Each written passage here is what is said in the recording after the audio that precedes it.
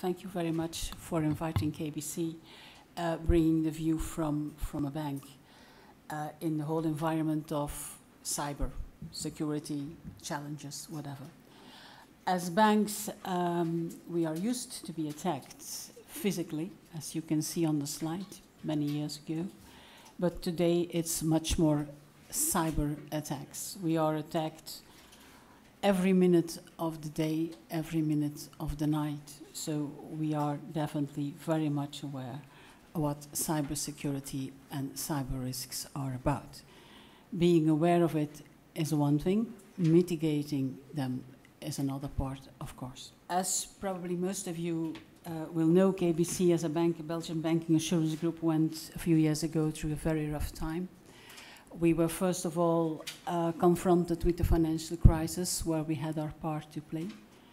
And secondly, we were actually finding ourselves back into a new environment with new client needs, with social media interacting into our activities. So we were actually challenged on the one hand by running off a European restructuring program, and on the other hand, we were aware that shall we for the future continue the way we have been working before, or do we have to do it differently? Clients has always been the center of our attention. They are our bread and butter, but their requests are changing. And we saw that digitalization became a new challenge for us as a bank.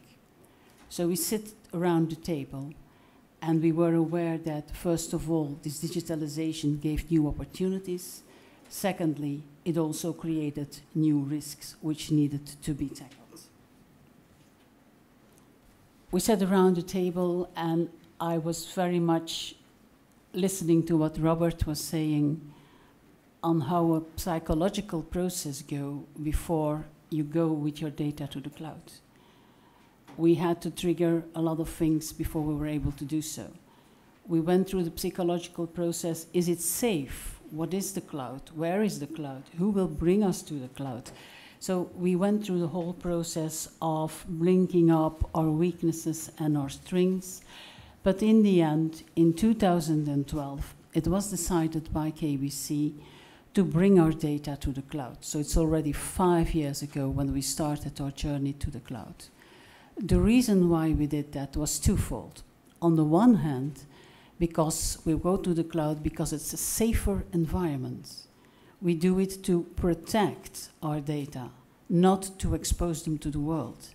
Secondly, because the cloud gave us opportunity to build further on the digitalization of our banking products, not only the banking side, the asset manager, and also the insurance company.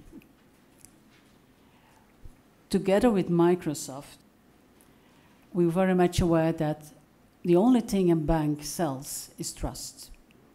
And to keep that trust, there are a few parameters. And policy, compliance, security requirements, operational enablement. But we find out in the discussions we had that the weakest links in security or in cybersecurity environment was on the one hand the staff of KBC and on the other hand our clients.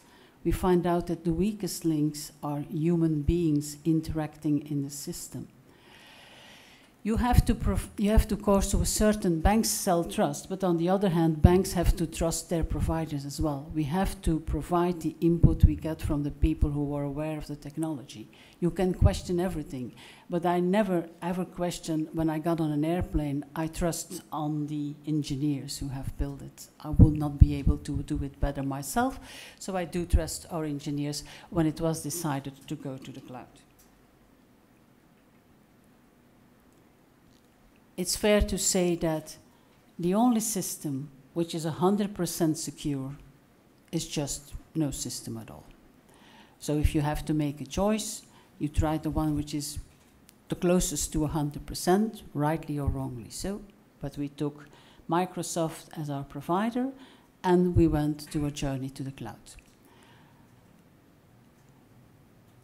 what we find out when going to the cloud is we had these internal discussions, but then we have to bring this to the national authorities. And though there are no real rules about it, that you have the prior approval of your national authorities, we definitely thought that was such a quite devastating new way of working, we needed to inform our national authorities, and these were the first barriers we tackled. So not a legal barrier, but it was surely an effective one.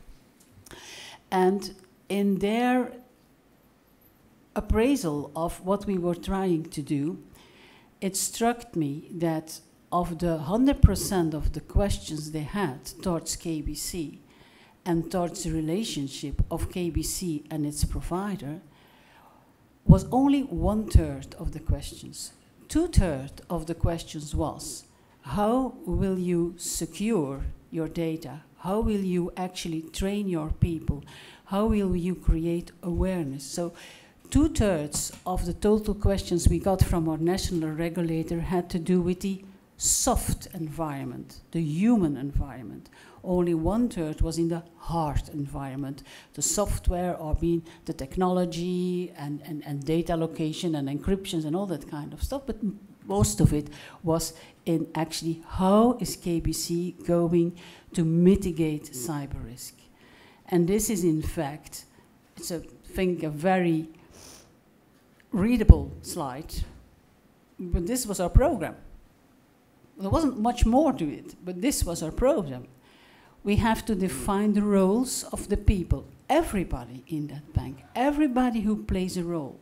And we have to define the responsibilities. We have to have the necessary processes in place. What needs to be delivered? What are the control gates? How we use user stories?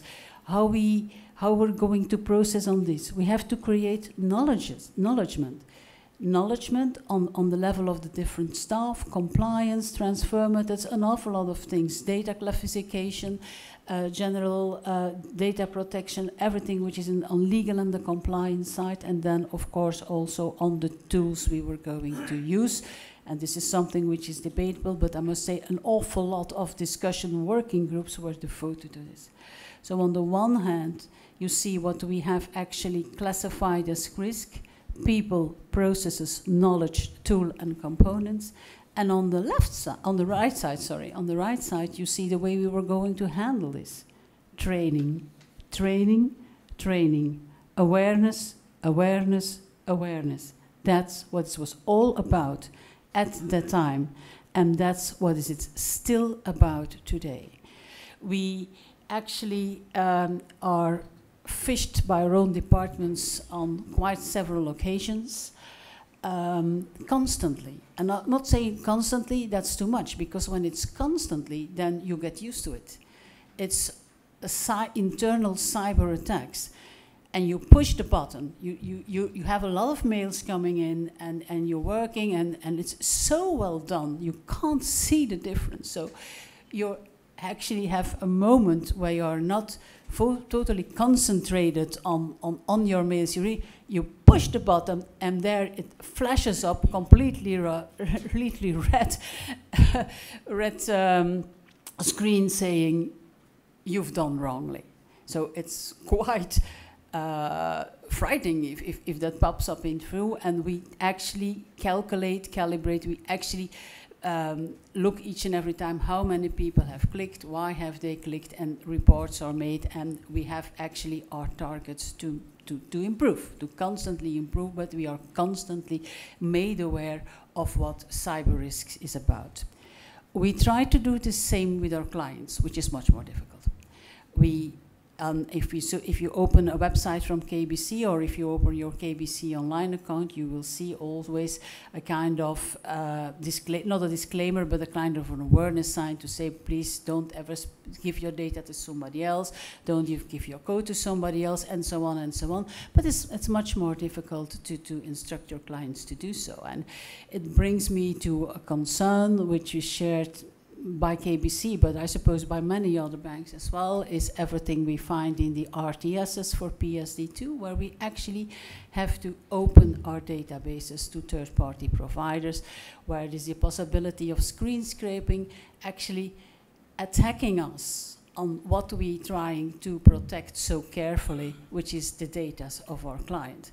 And of course you can discuss data of clients as who owns the data. I mean, there is a lot of things to be said, but I'm now looking at what I'm saying on PSD2 pure from a cyber risk mitigation area.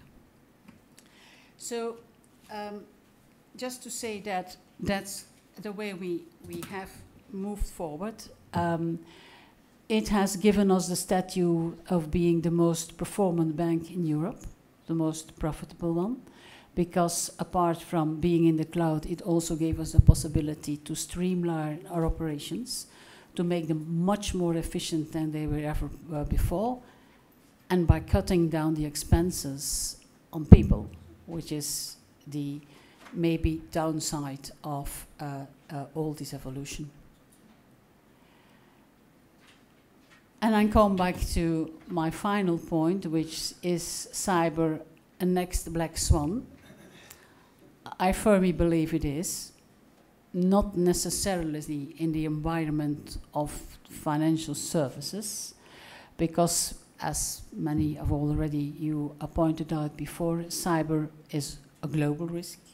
It's not only has to do with financial services, it has to do with each and everybody, every part of our life.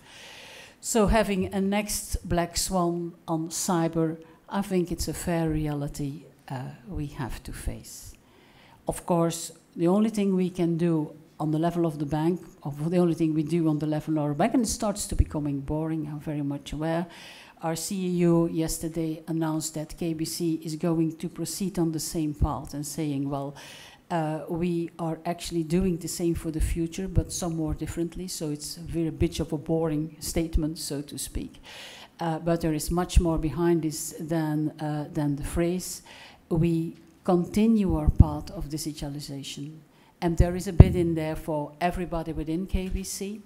We blockchain activities for trade finance, so that's something for the bank. We blockchain documents for our insurance company. We are working on robo-advice for our asset management company. And we're working also further on artificial intelligence also for our asset management company and our retail clients. Thank you very much for your attention.